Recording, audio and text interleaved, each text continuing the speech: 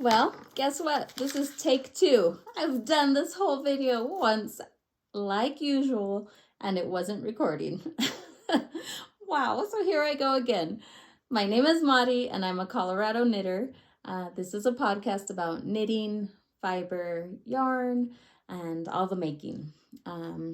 Thank you guys for watching. For those of you who are new, welcome. For those of you who have been watching since episode 1, I really appreciate you guys keep coming back. So here I go. Today is about my Knit City experience, my yarn haul. So mostly it's going to be about yarn purchases. So if you're into that, stick around. Okay, so it's going to feel bizarre to talk about this all again. I can't believe I did that. So hopefully this is recording. So I'm going to kind of glance again at my notes, which I only have for day 1, but then I'll get a little bit of some reminders by looking at my photos. I'm going to show you my actual phone when I'm sharing items because I still have to just send it. I don't know how to pop up any images or anything. Okay, starting over. Day 1 at Knit City. Okay, what we'll do is I'll start with just my travel experience. I do not travel often, and so I have to say the experience was great, but I didn't know what to expect because I haven't traveled with my passport since I was a kid, really. And so it was pretty straightforward, an easy flight, Denver to Vancouver, and weather was clear and everything was fine. And then when I got to Vancouver, it kind of kept saying, make sure you check in with Border Patrol. And so I didn't know what that meant or where the Border Patrol was until finally I come across about 100 or more of these computers where you essentially put your passport face down and it scans it and then prints a paper for you. And then I just followed the herd of people walking out and I handed it to a Border Patrol. And then I was in Vancouver, Canada. It was great and pretty simple. I thought the computer system was crazy efficient and pretty high tech. I didn't expect that. So then let's see, on the airplane, I didn't sleep or read. And my son did ask if I finished the book he gave me, which I did not. But I did knit on the Starflight socks that I talked about in episode 3 from the Pom Pom magazine. I used BFL sock from Les Garçons, one of their clubs, and it's a beautiful combo of colors, and this eventually will be similar to a quilt block. So it's coming out great. I love it. It's beautiful. I kept getting a little bit lost on the chart because I had the chart on my phone on GoodNotes, and so it was a little tiny to see. But I love color work. It's very enjoyable for me, and it was fun. The hotel I stayed at was actually second on the Knit City website list, and it was perfect for me. I would have chosen that hotel had I known the locations of the two before I just went in blind. It was kind of on the outside of the city, or the downtown city parts, I would say, and so it was quiet. It was more leaning towards the woods and trails, and I quite liked the spot I was staying. I kind of jumped ahead, but to share what I'm wearing, because like I said, I've talked about this once. We have summer number 3 in Colorado, and I chose to wear the Suisen. Don't know how you say it. I'll show you a picture from Ravelry. It's a beautiful, beautiful sweater. Here it is. I'll link everything below as well because my pronunciation of things is not stellar. I don't know the yarn, and I played yarn chicken. So it's quite cropped, which luckily I have some high jeans, but it's very cropped. But the lace on the top, I love the neckline. Is beautiful, and it was fun to knit other than the stress of yarn chicken and having no idea what the yarn was.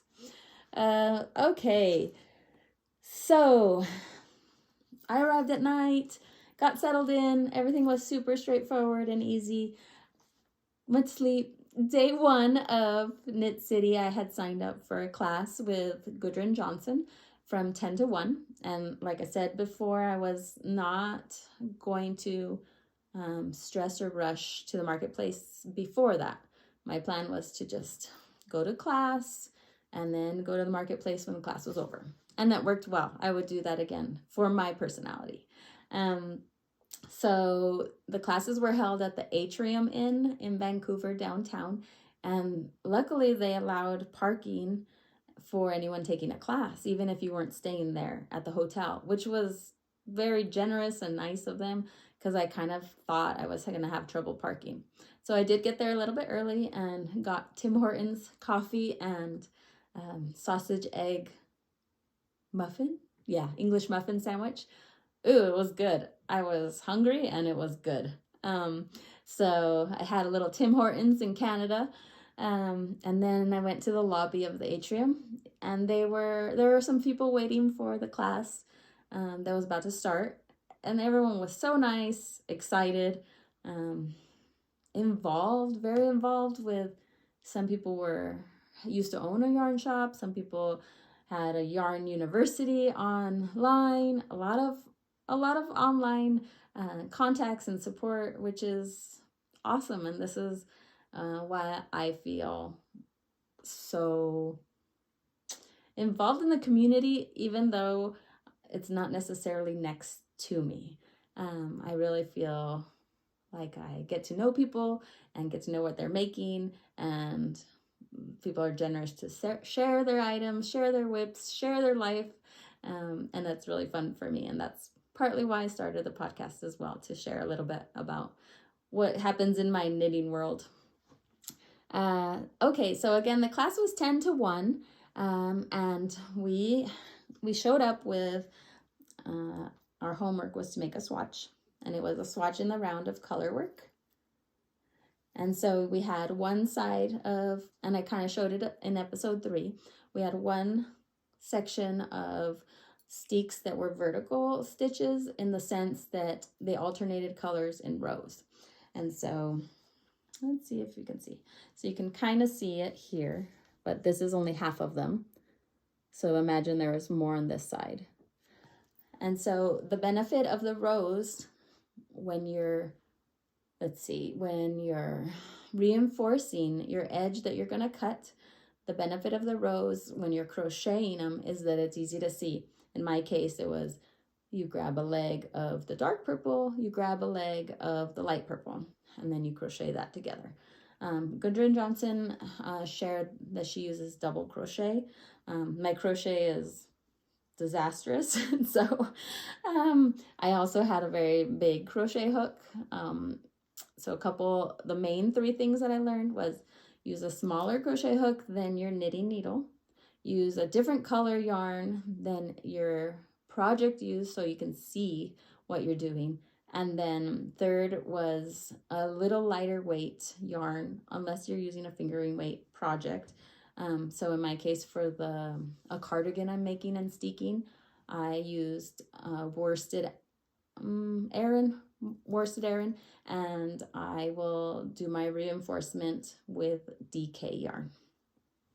So those 3 things I thought were key. I also would have never known where to crochet into, so also was awesome.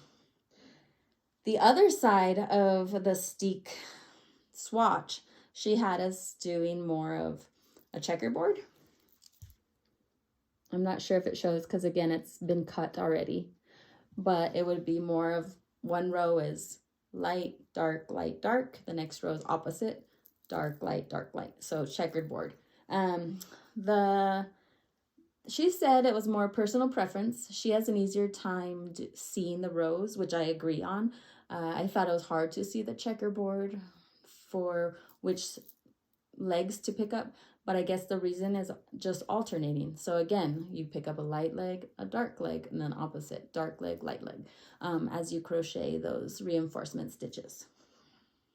She also showed us that if for some reason you missed a reinforcement, and you're using sticky yarn, your stitches will not go very far, because you are going to usually pick up a band, either in ribbing or a button band, or this one's just stockinette. So your stitches can only unravel that far, if for some reason they do unravel, which with sticky woolly yarn, non-superwash, they will not go anywhere. This side, I didn't do it too much because we were sharing the tools, but I was amazed. She said one option is just felt it. So stab, stab, stab, stab, stab, and felt it, and then cut it. And so this side is just, I mean, this traveled in a suitcase back, and nothing happened to it. It didn't go anywhere, and that's very lightly felted on the back. Not a stitch came out. So there you go. The steeking class was great, and I definitely, it's still hard for me to do the crochet reinforcement on the test knit for Alicia Plummer, the Coffeehouse cardigan.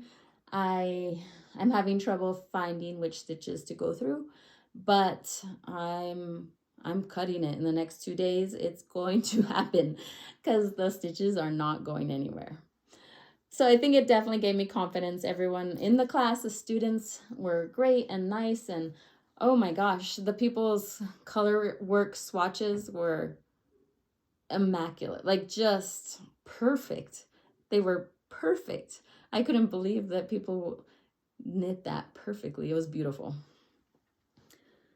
Okay. Oh, wow. I think my excitement went through the roof for this next time. 1 o'clock class ends, marketplace is open. In my head, I know that grocery girls are going to be at their meet and greet from 1 to 2 at Yarn Bowler booth and crafty antelope, something like that. I always forget. The Sparkle Bar. I knew that that's where Tracy and Jody were gonna be, and I'm gonna glance at my phone because this is where I have the pictures that I'm gonna just hold up and show you from my phone. Okay. Oh, here's the picture of the class with the steek. And that's where the checkerboard is on that section. That's where I just felted. This is Gudrun Johnson at the class teaching. She's a great teacher. She has great energy and very fun and knowledgeable. I did just buy her book, and she actually had, going back to the class time, she had some samples there that she knit, and I saw the Porty cardigan, and that just made its way on my Ravelry queue. Let me show it to you. But wow, the sample was awesome. What I loved the most were the colors. So you can see that turquoise in there. I love that. So I'm pretty sure I'm just gonna make it out of those colors, but that cardigan is also steeked, so I'm totally gonna make that. And her book is The Great Shetland Adventure, Grand Adventures in Shetland, something like that. But I did order that. It's a pre-order. I'm pretty stoked for that to come. Okay, let's see. Okay, back to Marketplace. So a lovely woman I met in the class walked over with me because she was pretty excited about the grocery girls as well. And so we walked over, and we're there before 1, and the meetup was, or the meet and greet was at 1. So I kind of looked around some other booths for a second, keeping it cool. And then 1 o'clock came, and I kind of was stalking the booth that they were supposed to be at. And so they were there. And I was like the weirdo person in the background just taking pictures. These are my pictures from a little bit afar. They're so sweet. And they really are so sweet, and they have such a kind, warm heart. They're really good people. They listen and focus on each individual that they met, which is absolutely impressive. I don't know how they do that. They make you feel so welcome and cared for in just the few seconds or moments that you meet them. And so at first I did not know what I was going to say. I didn't know if I was just going to be the creeper taking the pictures from far, or if I was actually going to get the guts to get a picture with them. And then I was wearing Miserina, the one that I was inspired to knit from Tracy, using the exact colors that she used. And she sweetly kind of glanced over at me and said, "Twinsies." And I was in love even more, if I could even be. And then another beautiful knitter stopped by, and she was wearing Miserina. And so I said, "I'll take your picture with them if you can take mine." And so we stood in line and did that. But Tracy and Jody were so kind, and you felt just so welcomed, and they were open, and there's truly sincere, genuine people.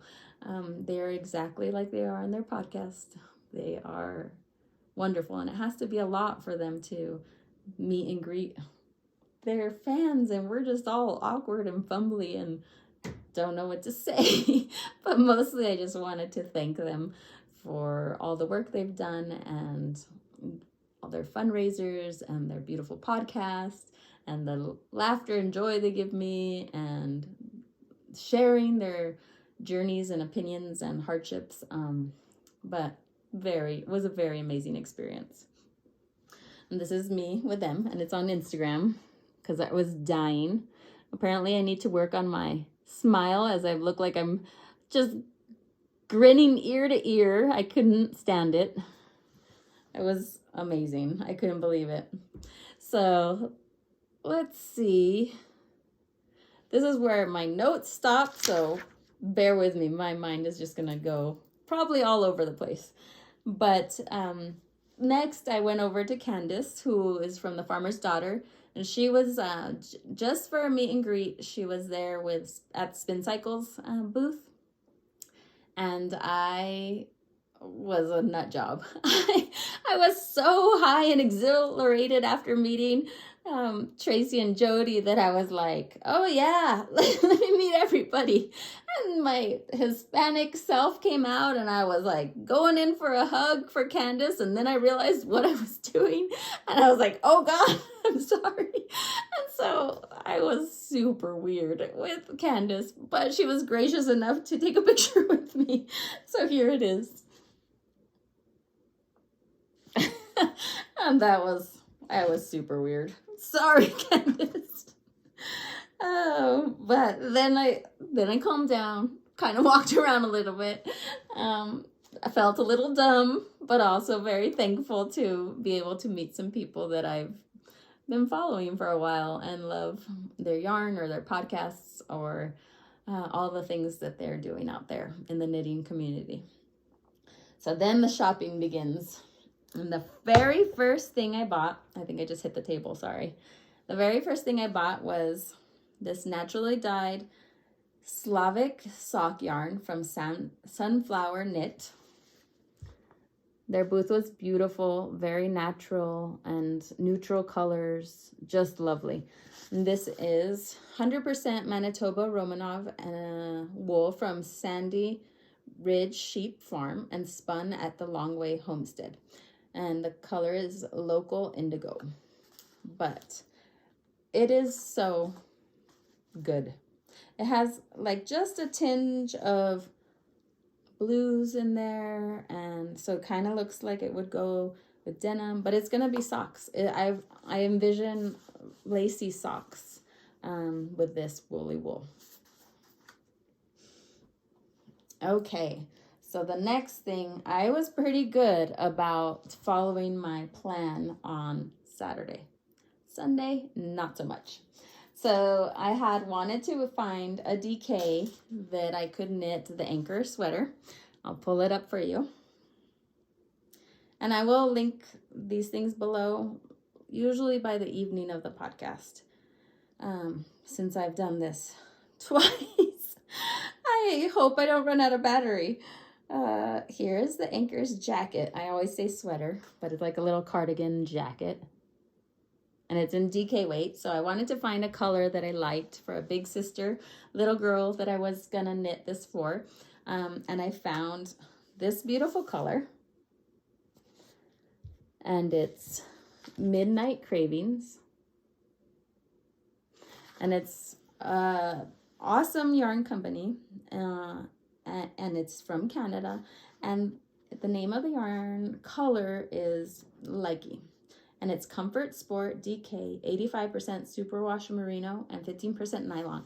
And the woman who owns the shop, she said, or the yarn dyeing company, she said that a young man who works there developed the color, and it's a gorgeous color. And all of their fingering weight of this color was sold out, and almost all of the DK.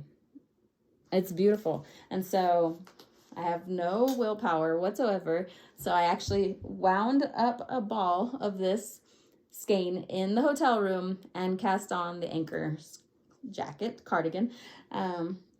It's beautiful. It's a size 5. And I think I didn't really realize, but this is all like ribbed and stretchy. So it's going to fit. You know, if it's a little too small, it'll stretch a little bit. If it's a little too big, it'll scrunch back down. But the color is just awesome. I tend to like colors that are not the typical child or children colors, like corals or teals or aquas, things like that. So that was perfect. I saw it from the corner of my eye, just that color. And I had told myself I wasn't going to force picking a DK, but I wanted to find a color that I really liked. Next, once the merch booth was empty, I might get some major sun in here. Hopefully the light's okay still. But this is the bag I got. Knit City Vancouver bag. And this one's going to my friend, the Chapel Hill knitter, because she didn't get to go with me. And this, I got the sticker and a pin. I love the way it's the mountains and the tree and then the knitting needles. It's perfect. So the other plan I had going in was for the saguaro cardigan. And let me show a picture. In case this is your first time watching my podcast, thank you and welcome.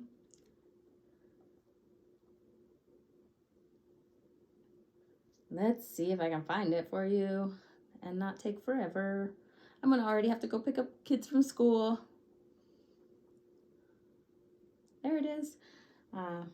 Oops, okay. And I had a plan to find yarn for this. And now this color I loved and loved and loved. So I was like, well, it will work for the saguaro cardigan. It's Tofino Knit Company yarn in Misty Merino. It is 56% superwash merino and 44% kid mohair in the color Sea Shadow. And it's stunning, a stunning color. But then I was like, oh no, is that too literal, like cactus color? But I don't think it is. But I love the color. So I'll have to swatch and see if it works out. They did not, they had 3 left of this color. People loved the color. And so I didn't find a mohair in this color because it sold out. But I came home and looked at my stash and I have the perfect match. And this is La Bien-Aimée Kid Silk Mohair in the color Emmeline. And I can't believe how well it matches. And this one's mohair and silk, 70% mohair. La Bien-Aimée. But that worked out perfectly. I'm glad I didn't find mohair now. I'm going to kind of rush through because I really do feel like I have to pick up the guys from school. The next stop I made was at Stash Lounge. This is theirs. And I believe they have a store. And Stash, so they had kind of a variety of different dyers within their booth, and then some commercial yarn, and a variety of things that you might need that you maybe forgot, like knitting needles and things. But they had a little booth within the booth. Let's see if I can find the paper now. I have them all piled everywhere because I talked about this once. Okay, Rick Rack. Rick Rack Textiles had a little booth where I bought 2 fat quarters. And a fat quarter is pretty big, so I plan on making a pretty big bag, like a sweater bag, since it has sweaters, because it's got the cute sweaters that kind of have different yokes. So I'm gonna make a bag that has maybe a bottom with some wax canvas, something like that. We'll see. It's probably gonna take me over a year to make that. Let me peek if I have any pictures from actual Knit City to show. And then it'll also trigger my memory. Oh, I know. I have it on already because I put it on when I podcast the first time.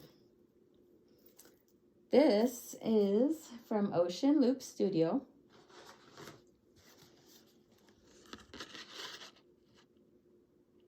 And it's a silk wrapped bracelet that I got separate. And then these stitch markers, which are gorgeous. But I love Lolly's stitch markers, and I got the guts to ask for a picture on Sunday. So this is me and Lolly. She's so sweet and so beautiful and makes beautiful things.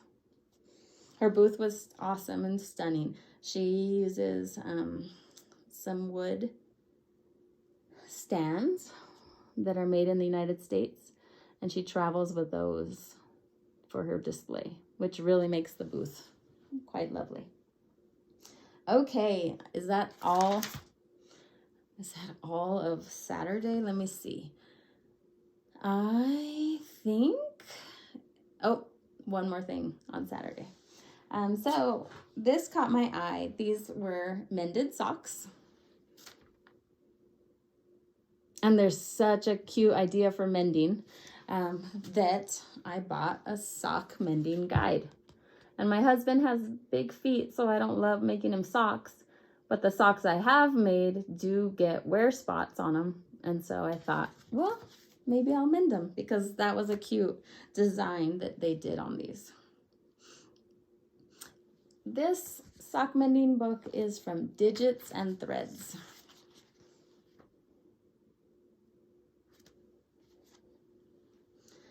Okay, holy moly.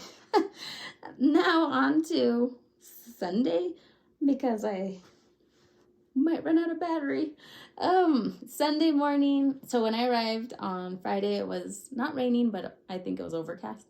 Saturday rained all day, northwest, and Sunday I woke up and it was sunny, and I was thinking, oh, I gotta go outside, I gotta go do something.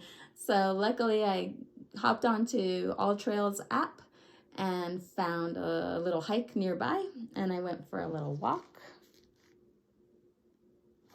And I'll show you my favorite picture of that walk. There was a little bridge crossing to more of the trail. And so that was a really nice way to start the morning on Sunday. And Sunday's plan, I was going to afterthought everything sock class with, I'm going to pronounce her name wrong, but it's Thamo. I don't know how you pronounce it, but she was lovely. I really wish I recorded her saying her name, but it's Thamo, and I'll link her Instagram because she has the greatest energy. She's so fun.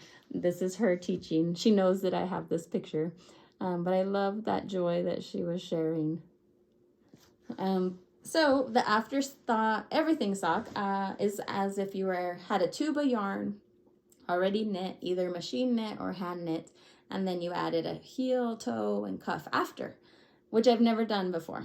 And so I have this piece left. It was a long tube, and I have the other piece behind the camera. But I wanted to make sure I marked everything so that I wouldn't forget when I came home. But here's the heel that I did finish in the class. Then we learned how to measure our foot, and this is where the toes will go. The toe, not the toes. And then this is the cuff. My favorite tip from that class, which I did not know, was we learned how to mark it. This is for cutting into the heel. And then you pull this one stitch, the center stitch of your heel stitches, and just snip that one loop. In my brain, I think, steeking that spot. So I had the impression that I would cut the whole slit. So I'm glad I learned that that's not the case. Just the one, and then you unravel it on each side so that you have some length to weave in the ends. That was key for me. So both classes, steeking and cutting in heels, toes, and cuffs, excellent. And I learned so much. Marketplace Sunday, entirely different vibe. Neither one better than the other, just different. Saturdays, there's a lot of energy and people and excitement. On Sunday, it's almost like a sigh of relief maybe for vendors and people who might not love the crowds, but it was just pleasant. It was like a personal shopping day where you could enjoy the booth, not crowded. You could talk to the people, which I did, and took some pictures. But that is the day I did not stay on my list. I went completely rogue and bought way more than I thought I would buy, but I'm excited about everything. So the first stop I made was Sunday Fiber Co. And she had a custom color for Knit City, but it was sold out quite quickly on Saturday morning.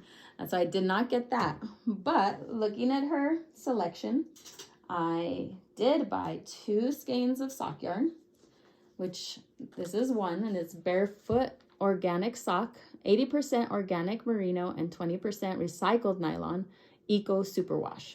And I don't know if you can tell and see the kind of the halo of fluff around it, but I don't know why it has that. But it's a Sunday Fiber Co. in the color Dusk.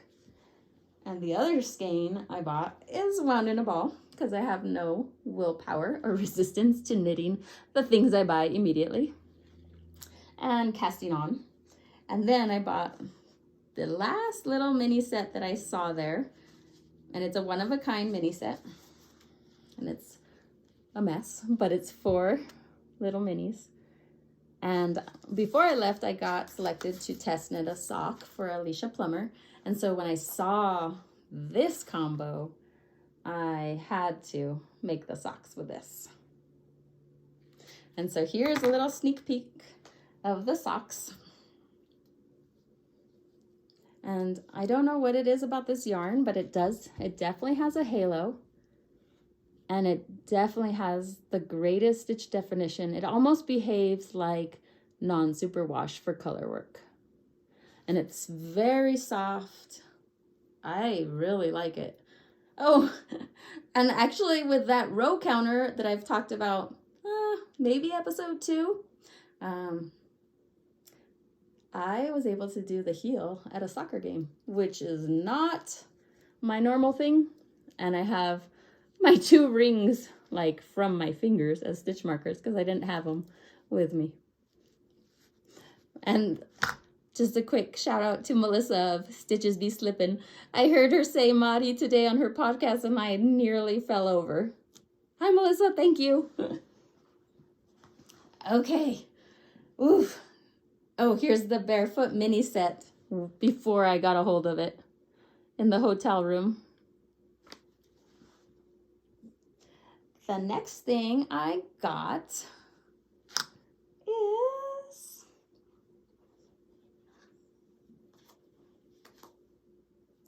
from Firefly Notes. And this is their booth was so cool, really cool. It's like a little antique-y booth. And these 2 lovely ladies. Again, Sunday you had a lot of time to kind of talk, or even Sunday afternoon, and take pictures, and it was fun. So Firefly Notes, they have stitch markers and stitch progress keepers, that's what it is. So I bought this little tin, and inside it has some stitch markers.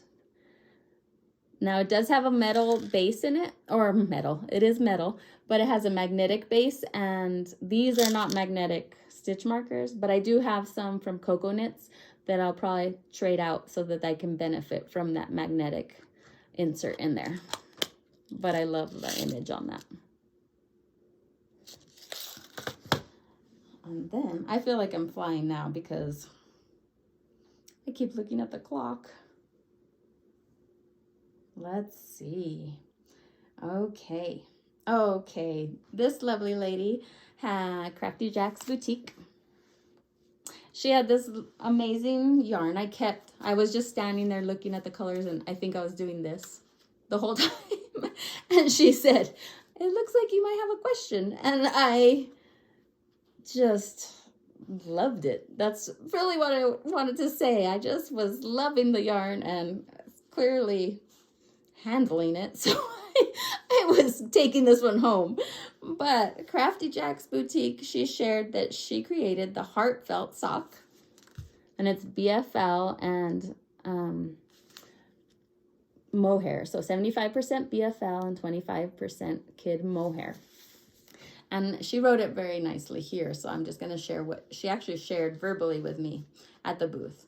This yarn comes straight to you from my heart and hands. I've wanted to carry a non-superwash, non-nylon, durable sock yarn for a long time, but couldn't find one available commercially. I found an amazing fiber blend and knit some handspun socks with it. I had some friends test it for good measure, and when everything came back positive, I started working with the mill to custom blend and spin this yarn. The yarn you're holding is as close as I can get to giving you my handspun. I hope you love it. And she said she sent samples to the mill of her handspun, and they copied that in handspun from her to create this, which is phenomenal. And the amount of love and work and effort to create this beautiful sock yarn, I can't wait to knit with it. I will probably make one of the Helen Stewart socks with this yarn. It's very special. Okay, I think I'm going to show you one final thing. I'll check my phone though in case I have more pictures to share. Okay, the Spin Cycle booth was outstanding. I'll just show you a little glimpse. I think they had 2 or 3 sections for their booth. Here's another one.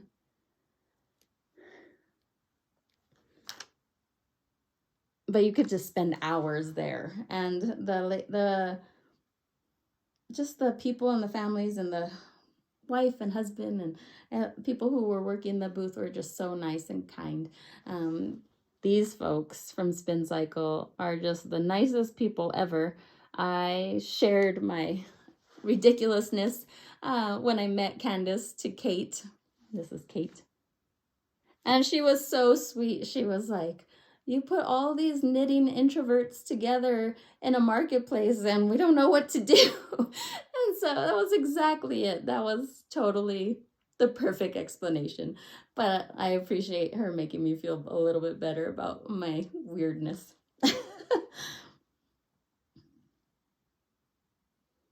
Okay, on my way out, I couldn't resist stopping at this booth that I kept passing. Myrtle Yarn, that's Myrtle's Yarn dyer right there. Talented and wonderful. She was so nice. She actually would talk to kiddos so their mamas could shop, which was really nice. But Myrtle Yarn, she's a hand dyer that dyes natural fibers, meaning they are non-superwash. And this color is Moon Mist and Bombshell. And again, I like the idea for color work socks. And I love BFL. But isn't that pretty? The light is going to get weird because it's really coming in now. But I had to just go for this sharing podcast or else it's never going to happen. Because next week I want to talk about the MCAL. Stephen West's MCAL, which I should not do. I have a huge mountain of whips next to me, but I'm totally gonna do it. Okay, peeking at my phone. I think I got everything. Okay, well, what an amazing first time at yarn marketplace, knitting workshops, knitting classes, traveling to a knitting show. It was awesome. I would definitely do it again. 100% recommend it. I loved it.